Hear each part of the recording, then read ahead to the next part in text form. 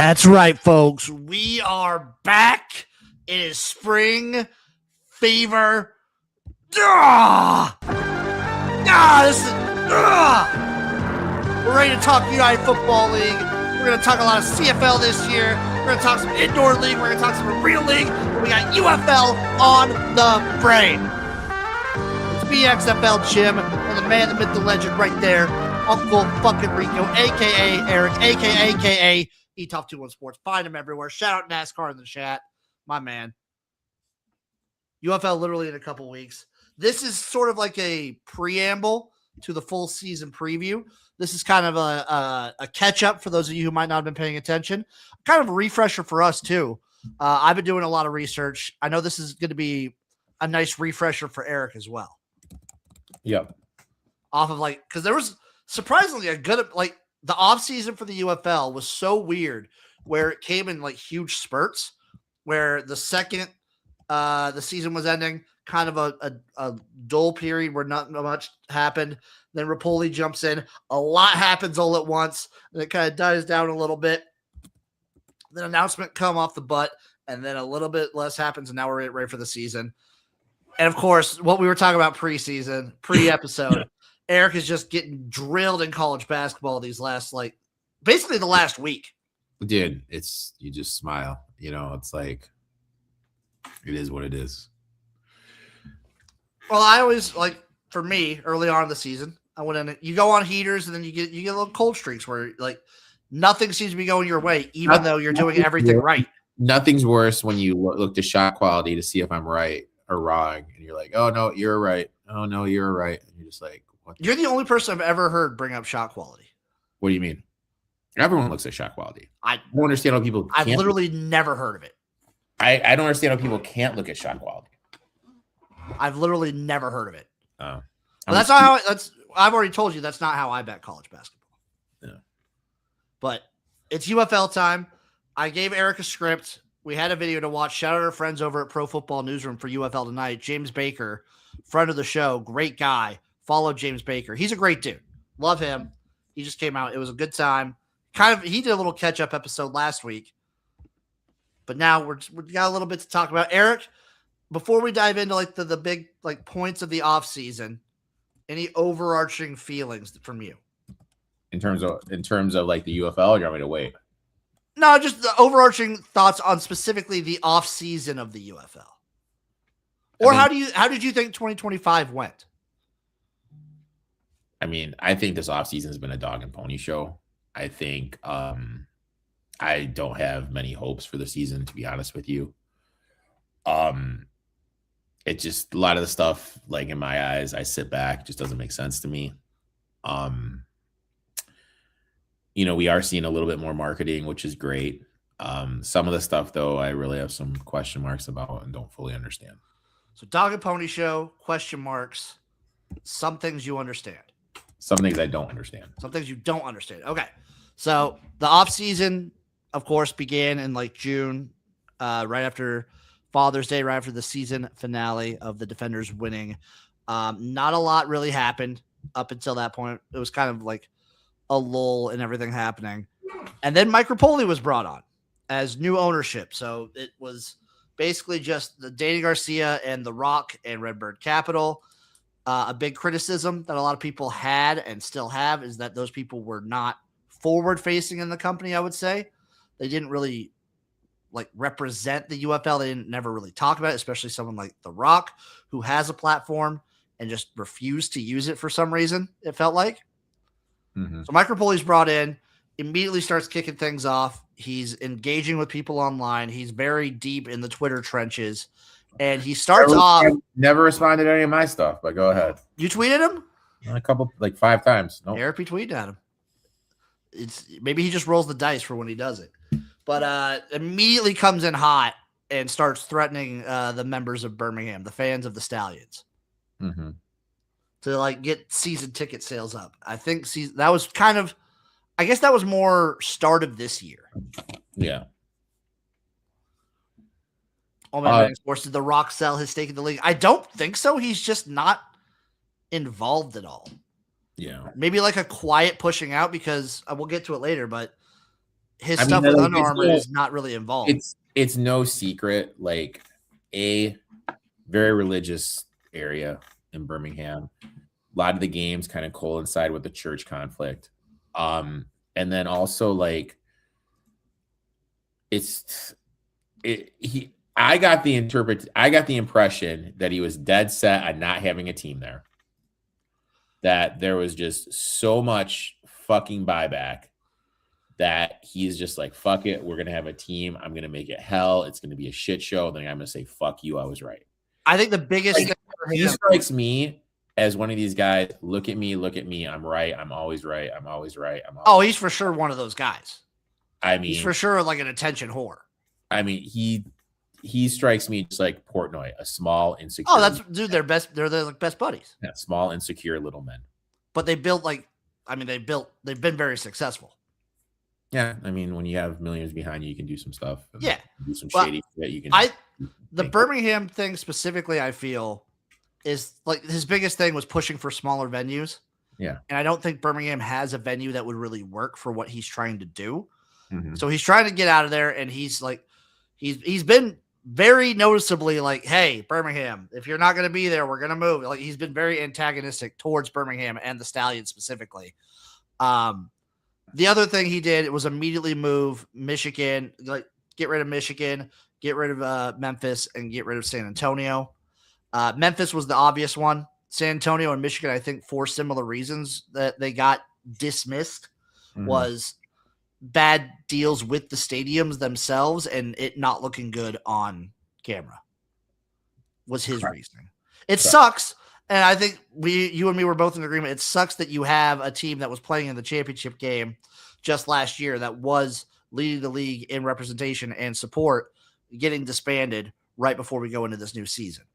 Yeah. But we bring in Louisville, Orlando, Columbus, and we rebrand the Houston Roughnecks back to the Houston Gamblers. So that's where the league sits right now. Yep. Yeah. I mean, I don't know, man. Like I watched that video you sent me. I watched the coaches and him having dinner. There's just a couple quotes in there from him, and I'm just like, dude, this is just going to be a fucking shit show. What makes you feel like it's going to be a shit show? NASCAR's like asking Orlando coming in. Yes, Orlando. It's the Orlando Storm, Louisville Kings, and Columbus Aviators are the new teams. I just feel it's a shit show. I feel the more I personally looked into it, and I told you my whole thing is he's got an angle here. Okay. I think his angle, he's going to be doing his little clothing line is going to be in there, doing part of the team clothing.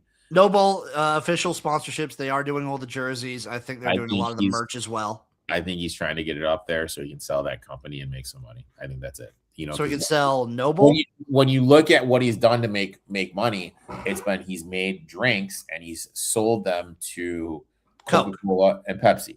I mean, that's kind of how he made his drinks with vitamin water and the thing he did with Kobe. Now, I personally think he's transitioned over now into the clothing line with whatever the fuck it's called. Noble. And he's trying to get that to make money from that, and he's going to use this as a starting platform. But I feel like it's the Noble thing's been around for a little while. I've never even heard of fucking Noble. He's been doing it with Tom Brady. I've never even heard of Noble before that video did. Well, I had never heard of vitamin water until like 50 Cent did something. Yeah. But he is definitely pushing his brand. I guess The Rock did the same thing. But he's pushing his brand for the clothing. What'd you think of the uniforms? Did you take a look at any of the uniforms? They're okay. I like the Aviators quite a bit. What I love about all the uniforms, and there's some I don't like. Like I'm not the biggest. I think the Stallions one is just a big fuck you. It's a big fuck you for sure. Because the Stallions used to have like some really, really strong ones. And another thing is like I do like the shoulder patches. That's what I was gonna say. I like every team's like shoulder patch. When you see people that have been successful in spring football and you see kind of like a mass exodus of these coaches, if that doesn't scream a red flag, I don't know what does. When I was talking about stuff I don't understand, they were talking about how they're bringing in like local people to be the coach. Name one person that's gonna like, hey son, let's go watch Ricky Prohl coach a game. You know what I mean? That's not really gonna do anything. Hey coach, hey son, let's go see Chris Redmond coach. You know what I mean? Like, to me, that's going to do nothing. You know what I mean? Absolutely, positively nothing. And then you hear him talking about what he had some quote, and I wish I would have wrote it down when I was watching that video. And like, you listen to that quote and you're just like, this guy has no idea what the fuck he's doing. Like, I wish I would have wrote it down. Like, he said some quote, like, you know, whether this league be about you guys, whether it be about the players, whether it be about me, like, what? Whether it be about you, what the fuck are you talking about, motherfucker? You know what I mean? You're just an insecure guy with some money that fucking bought a football league. And like, I'm reading these rules. Like, okay, so let me get this straight. Do you want to get into the rules real quick? I get the ball at the fucking 49-yard line. Okay, so I get the ball at the 49-yard line. Now, it is a requirement. So even if I get sacked, even if there's this huge fumble and it's like now 4th and a mile, oh, I can't fucking punt it because I crossed the 50. Even if I cross the 50 and then I get sacked backwards, penalty backwards, oh, you got to fucking go for it. Fuck you. You know what I mean? Like, it's just, that's a gimmicky rule. That is a gimmicky rule. It is a total gimmicky rule. And then he talked about, oh, but we're outlawing the tush push. Jim, do you know how many tush pushes there were last year? Fucking 0. Okay. Eric, there's been 0. I mean, that one is whatever. That one is literally just for the clicks. That one is 100% for the clicks. The 60-yard field goal is going to be worth 4 points. I'm okay with that one. I don't see what your issue is with that one.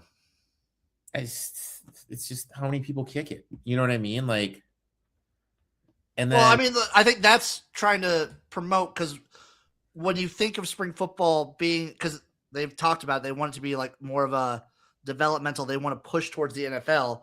When you think of like success stories from spring football from the UFL, XFL, USFL, the number one spot people think of is kickers. You got Brandon Aubrey, you got Jake Bates, you got Harrison Mevis. Like, the number one thing people think is special teams. So you want to reward kickers. That's also why they changed the PAT back to, instead of being able to do a play for 1 point, 2 point, or 3 points, you have an option to kick for the 1 point from 33 yards.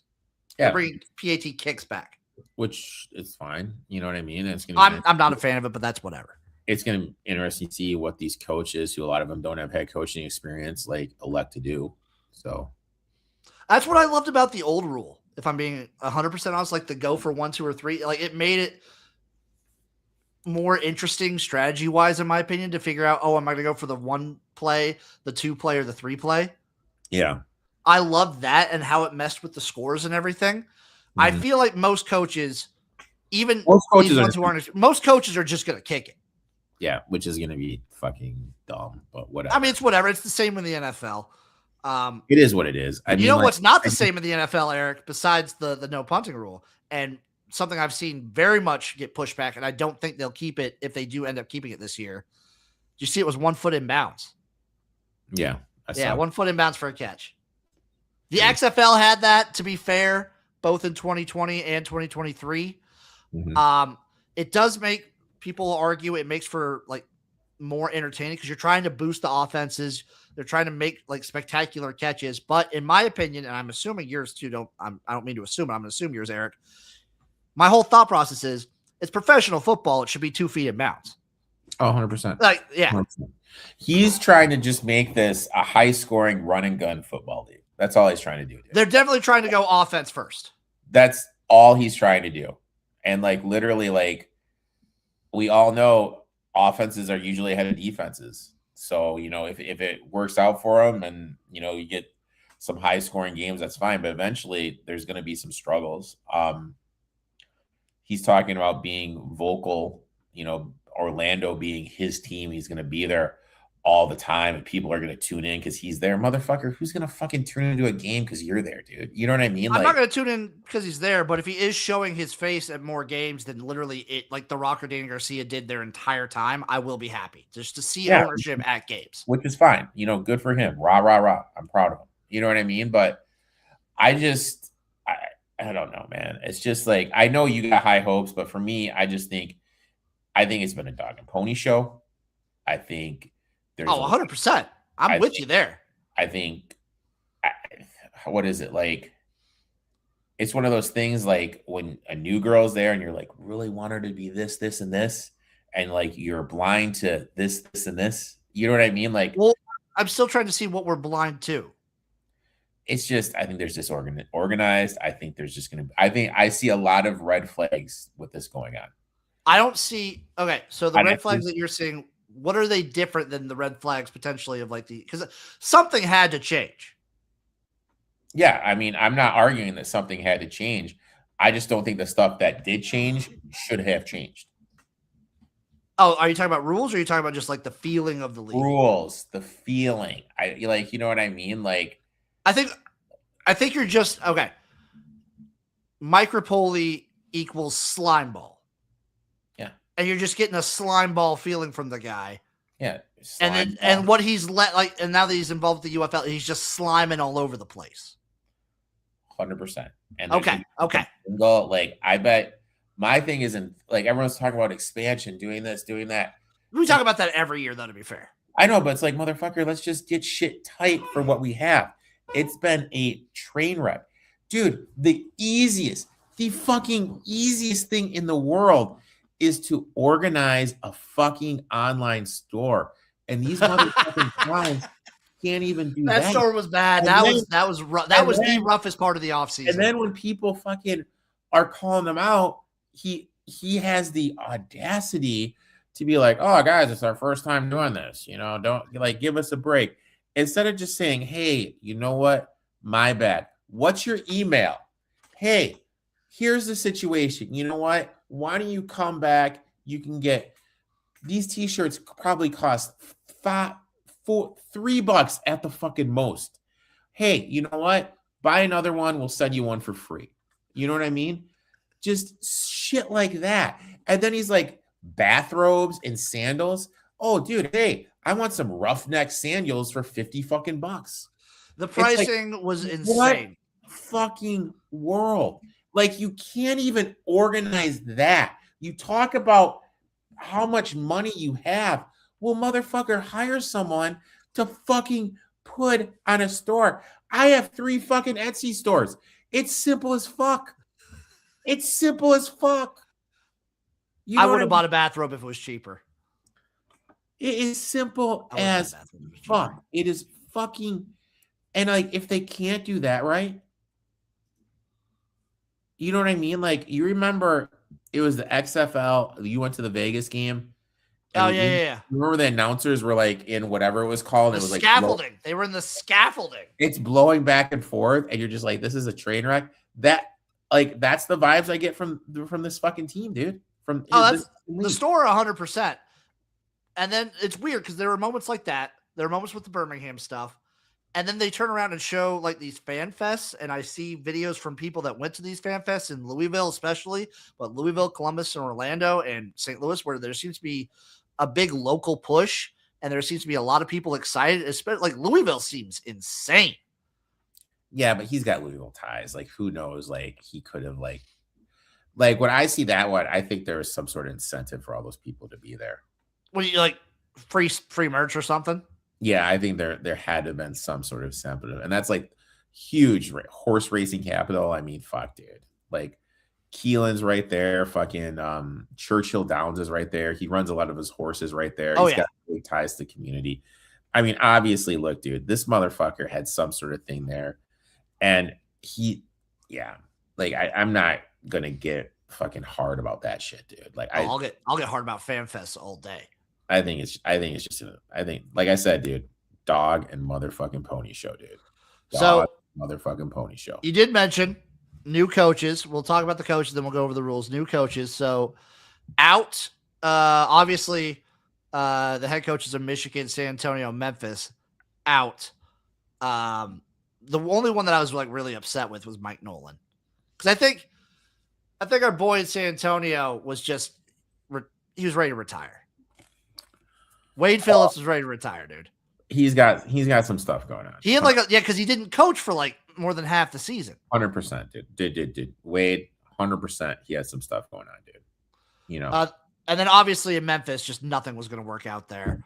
Yeah. But Mike Nolan not getting another job somewhere was pretty shocking. But ask the question why? Because he was a great coach. No, but why didn't he get a coach? You know what I mean? I don't know. It just seems to me like he's just kind of surrounding himself with a lot of yes guys. Yes men. Yeah, I could see that. I could see how you could come away with that. So we have the new coaches, of course, Birmingham Stallions, Skip Holtz out, AJ McCarron in. I think Skip Holtz is probably going to be fine. He'll join. He'll find a college gig somewhere. Oh, dude, 100%. Maybe not even as a head coach. He could just be a consultant forever. Yeah. And just hop around. Columbus, they get Ted Ginn Jr. Dallas Renegades was my favorite one because they get Bob Stoops out, who's kind of like viewing this. He viewed the spring football and the UFL as like a retirement gig where he didn't have to try too hard and get to have fun. They bring in Rick Neuheisel, who's probably viewing the UFL as a retirement gig where he gets to have fun and coach football. 100%, dude. It's basically Bob Stoops 2.0. 100%, dude. And I'm saying that's not even. I'm not even saying that's a bad thing. I like Rick Neuheisel. This could be a good hire. Yeah, someone who during college wasn't as good as coach as Bobby Stoops. So whatever. I mean, it could work out. I don't know. We'll see. But it's basically like I do think it's funny that you get rid of Bob Stoops for this. DC Defenders, obviously they keep Shannon Harris because why wouldn't you try and keep Shannon Harris with the way he coached last year and the job he did? Yep. That one just makes sense. The Kings bring in Chris Redmond. The Storm bring in Anthony Becht because he's from there. He lives down there. He wanted to move there. So when he leaves the Battlehawks, that leaves it open for Ricky Prohl, who's been trying to get in on the spring football coaching. He's been involved. Ricky Prohl's been involved with spring football as an assistant coach at least for the last 5 years. Because his son Austin Prohl was playing. He played in Seattle in 2023. He played in a couple years of the XFL. And I'll say this about Ricky Prohl.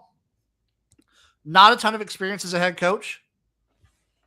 But out of everyone involved, he seems to be the most hype about it. He has his own radio show in St. Louis.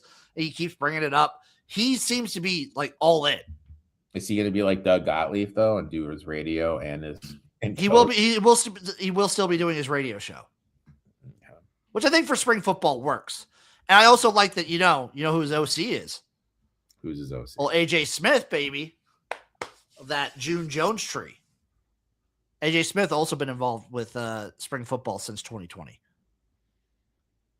I think it's funny. The video you sent me, dude. I was literally having lunch and watching it, and that guy who's you referenced earlier, whose name I'm spacing on, Baker, baby. He goes. His comment was, and the Blackhawks hire local Rams legend Ricky Prohl. Of course, dude, I would say that.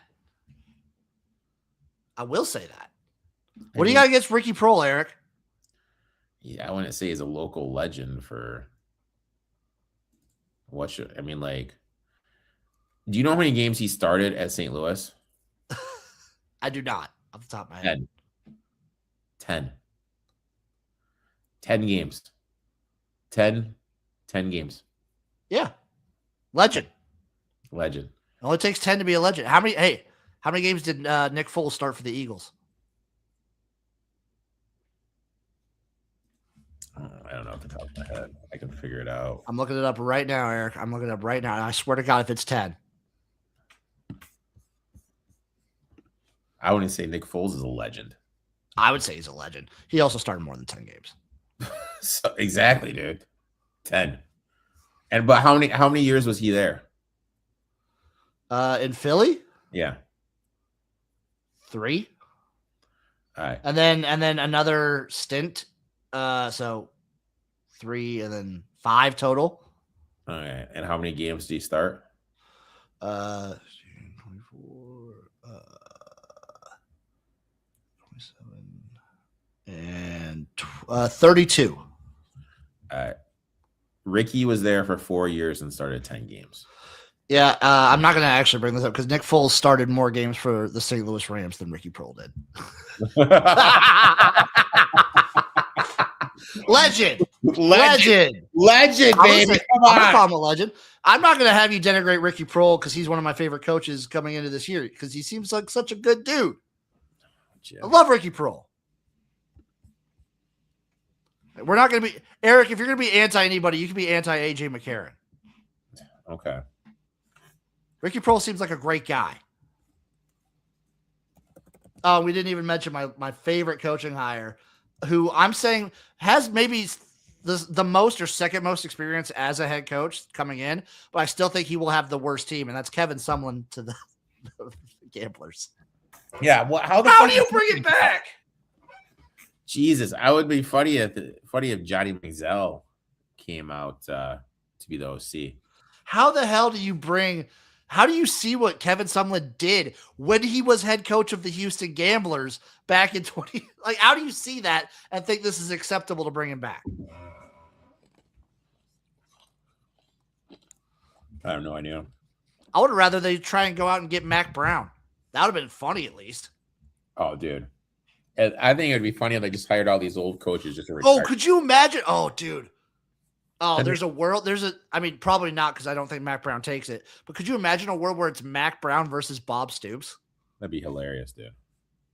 Oh, I understand getting coaches like this that are trying to like break it because their whole thing, and you argued it too. It's a developmental league, so why not make it a developmental league for coaches too? I get it. You're trying to have these coaches use this as a springboard for better jobs. Yeah. Which I get. Also, I do hate, there's one other person I hate. Also previous spring football head coaching experience. Columbus Aviators offensive coordinator, Todd Haley. Yes.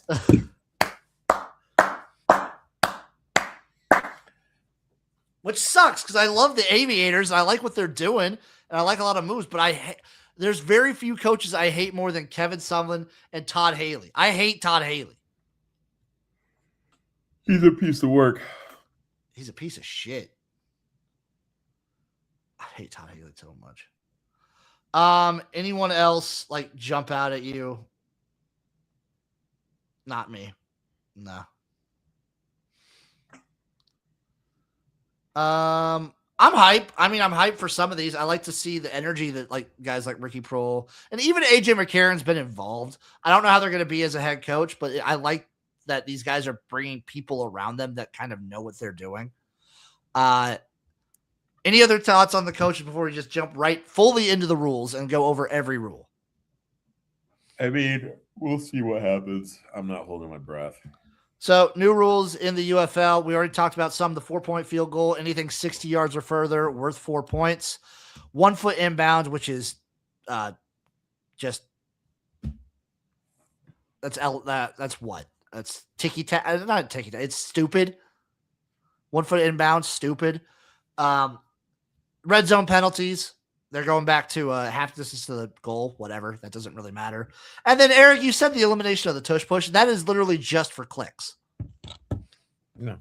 I mean, whatever. But like, it's not going to affect anything. Yeah, I know. Like, I'll be honest, Jim. Like, I'm just not a fan. I just whatever. And then my aspiration for this league is like at a 0. To me, it's like at a -6 for you. Like, it's just like, whatever. You're like negative. Like, whatever. You know what I mean? Like, What's it been the previous years? Because you barely watch it. No, dude. Like, the first year of the USFL, I liked it. Are you talking about 2022 or like what was the one where it happened right after the NFL season? So both the 2020 version of the XFL, which died because of COVID, happened right after the NFL season. You're talking about 2023. Yeah. Yeah, Like, but the XFL started right after the NFL season, and then the great. USFL Get in there, started sometime in like April. able to weed in. Now, I mean, like this is gonna start right during the Sweet 16. So I'm not gonna watch it during the Sweet 16 and Elite 8. Not gonna fucking watch it during the Final Four. Then the weekend after that, I'm gonna be like, oh, baseball's starting. I gotta jump into that. So there's no real like, oh, hey, you know what I mean? It's just it does nothing for me, Jim. They did mention they're going to start earlier going forward. We'll see. I mentioned I'm going to be going on a date with J-Lo next weekend, but doesn't mean it's true. That's fair. Then the no punting within the 50. Stupid. So fucking stupid. It will. So I agree with you. It's pretty gimmicky. It will be interesting to see how coaches approach this.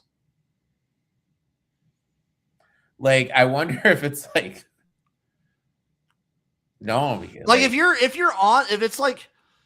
it's 3rd and 2 and you're on the 40, your own like 48, you can't just go past the sticks. You can't run it. You have to like throw pretty deep. Not if it's 3rd and 2. Well, no, if you're on your own 48, because then you get if it's 3rd and 2, I guess. I'm just like the thing that's going to be interesting is, let's say you get like a first down on the 48, and then your opponent's 48 or your own? Your own 48. Okay. And then it's 3rd and 9 from your own 49. Like, do you just say, hey, you know what? We're just going to punt it on 3rd down? No, that's what I'm saying. Like, if you're going to do that, if you're going to do 3rd down, that's when you have to sling it. Like, you could go for the first down. No, what I'm saying is like this. Do you just say, hey, you know what? We're just going to fucking take a knee and then just punt and pin on 3rd down? No, but you can attempt to pass that's like 15 plus yards on that 3rd down just to get the first down and get into like almost red zone. Yeah, I guess. And then if that doesn't work, but you can't run the ball. Like, it eliminates running in that scenario. Yeah. It's pretty gimmicky. I don't expect to last a year. Like, after this year, I don't expect the 1 foot in bounds to be a thing after this year. The other things they changed, they're going back to 3 attempts for the overtime. I think they did 5 attempts previously. I think that's more of just the networks wanting fast games. We didn't get it. You obviously don't get a ton of overtimes in these leagues. It might actually happen more now that you have kicking PATs again. Because a big factor in not getting to overtime was the fact that you had a lot. Yeah, because that's PATs. a good point. There was a lot of variance. So you might get more overtimes. Yeah, it was a lot of variance. So, and then they're bringing back the coin toss, which I'm going to be 100% honest. I didn't realize they didn't have a coin toss. Yeah, well, I knew that. I knew it was just home teams. Just decide what they want to do. Yeah. Kickoff remains almost entirely unchanged, same as the NFL. Other than that, not really anything going on. So on a 10-point scale, you're fucking pumped for this league. For me, Eric, I'm always at a 10 with the UFL. I'm always at a 10 with the XFL, USL. I'm always at a 10. You're never going to get me not at a 10. And I'm just like, whatever. Yeah, that's how, you've been that way for like the last year and a half. Like, yeah, whatever. Have you ever heard that song? Which song? The Whatever song? I don't know if I have. I'll send that right now to you.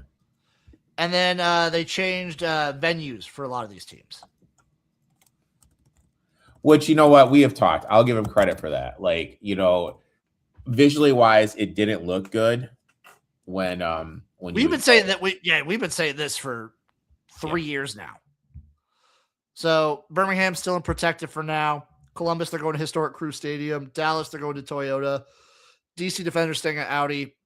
Houston Gamblers, they're going to go Shell Energy. Basically, they're moving him into a bunch of MLS stadiums. Which we've said should have been the play for a while. Should have been the play from the get-go. So I love that. I think that's the one move Eric has complimented them on. Mm-hmm. They're thinking about potentially moving the Battlehawks too. Well, where to? There is an MLS stadium in St. Louis outside. It's just that's mostly because I think the dome is in need of some serious renovations. Okay. And old Mikey too cheap to pay the bill? I don't know if they're going to pay the bill. Does the city own the? I forget who owns the dome. Is that the? I don't know. It's a cool environment. Like, it was cool when I went there. I'd never been to an indoor football stadium before. Oh, dude, I've been to the Pontiac Silverdome. I bet that one's sick. And it was essentially, it was a dome. There was a big wind tunnel when you went in and went out. It was awesome. Oh, yeah, I bet. It was awesome. Any other big off-season moves that caught your eye, Eric? Like, I'm a planner, Jim. Aside from Jason Bean getting signed.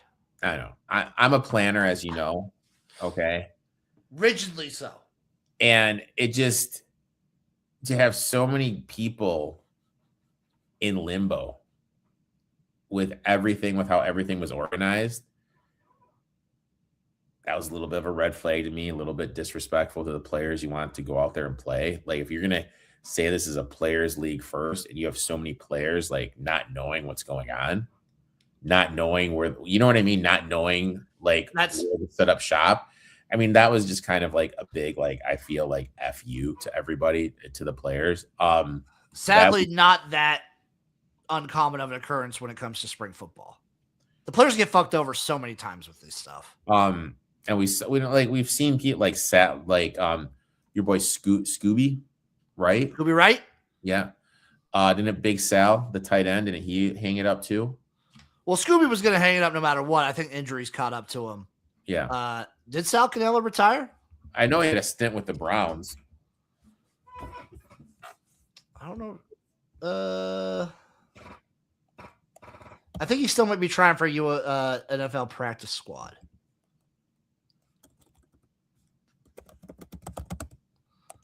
I'm not 100% sure.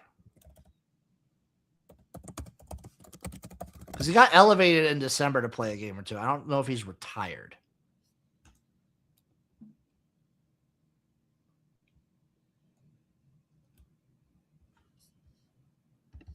I haven't seen anything. But yeah, Scooby retired. Scooby's out. Well, I mean, who knows how long some of these careers are with, like, you don't always have guys like Jordan Tamu, who you can see being a spring football lifer. Yeah. Because you find the guys. He signed a reserve/future contract with the Browns. Okay. That checks out. Dude's a stud. I love Sal Cannella. Stud. Fucking stud, bro. But I'm very intrigued for this season. I'm hype, as I am for every UFL season. I want to see how it plays out. And whether it's good or bad, I want to be here for all of it. Yeah.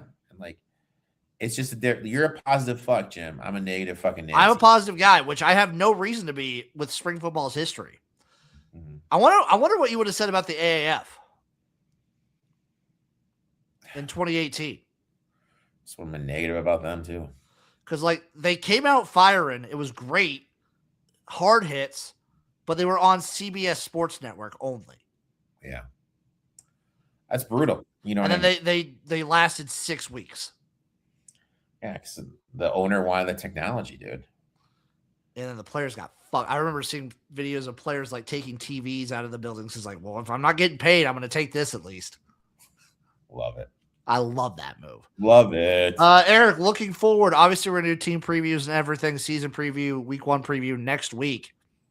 Well, not week 1 preview, but season preview next week.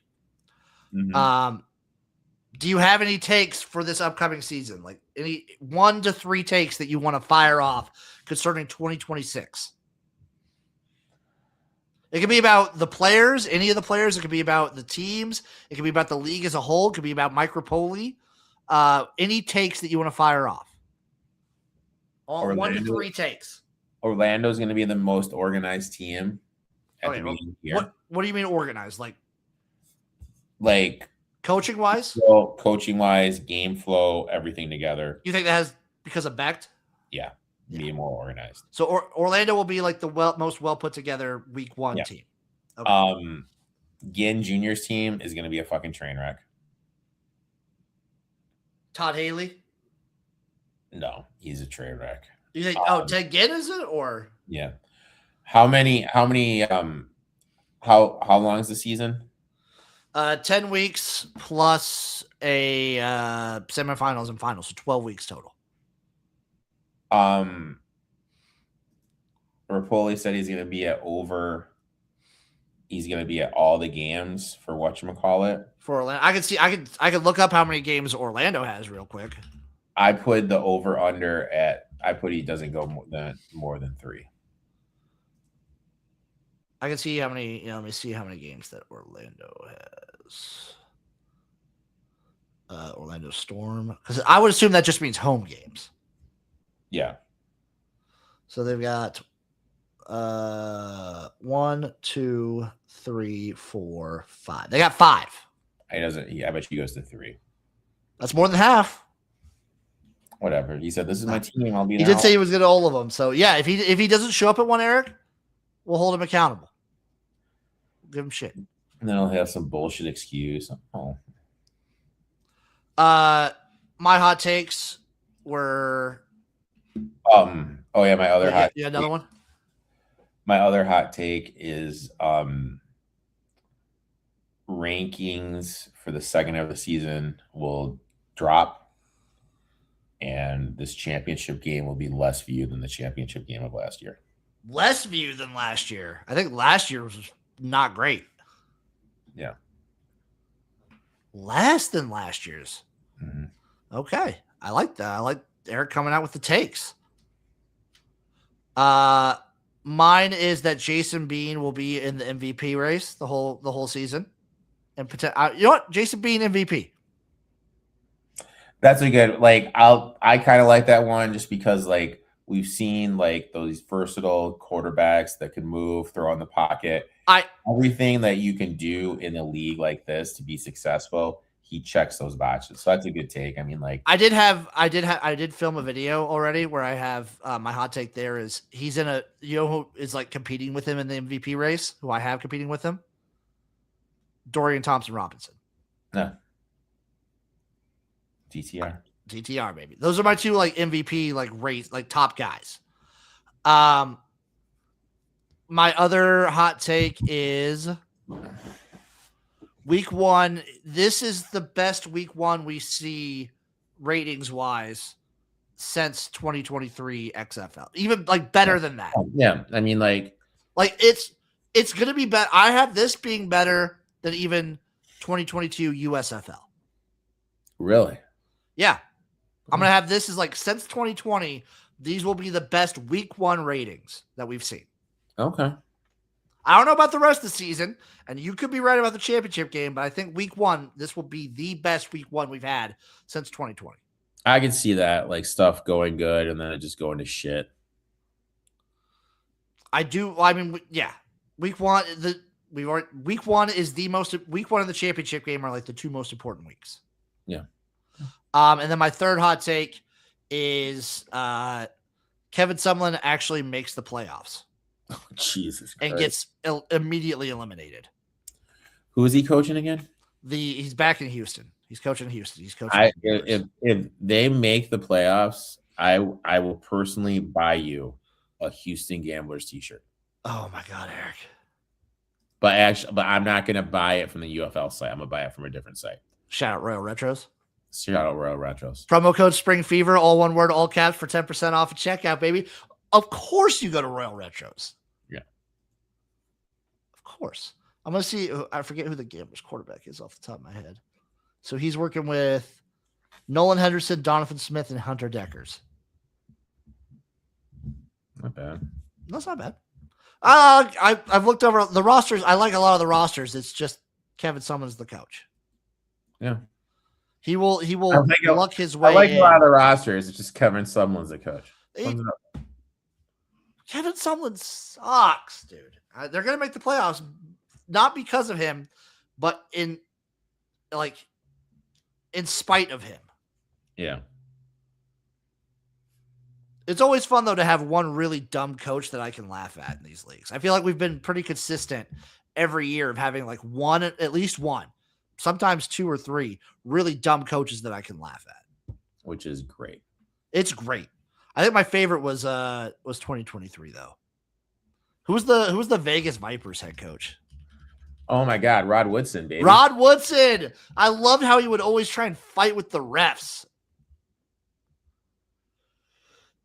Oh, so good. Those are great. That was a great time. Any other feelings you want to get out? I know Arena Indoor Football League, I think, starts soon. Arena Football 1 starts in April. Yep. Eric, does your sportsbook offer lines on Indoor Football League? That I have no idea. You don't know? No, I have no idea. But it starts soon. And then a new arena team, I think, the Arena League, like TAL, they have a team in Grand Island, Nebraska. So I might have to make it to a game. No shame in the game right there, buddy. Thank you all for watching. You can follow that man at eTough21 Sports. You can follow me at XFL Gym. Lots of stuff coming out. Tune in Saturday because guess what? We're going to be capping all of college basketball Saturday action. Tournaments will be red hot. And then Eric, is there another day that we might be going live for a little gym rants? We're going to be live Sunday, breaking down the tournament. You're damn right we are, baby. Stay tuned. Get your notifications ready. Those will be going live. We love you guys, and we will see you next time for another episode of Spring Fever. We out. Kisses.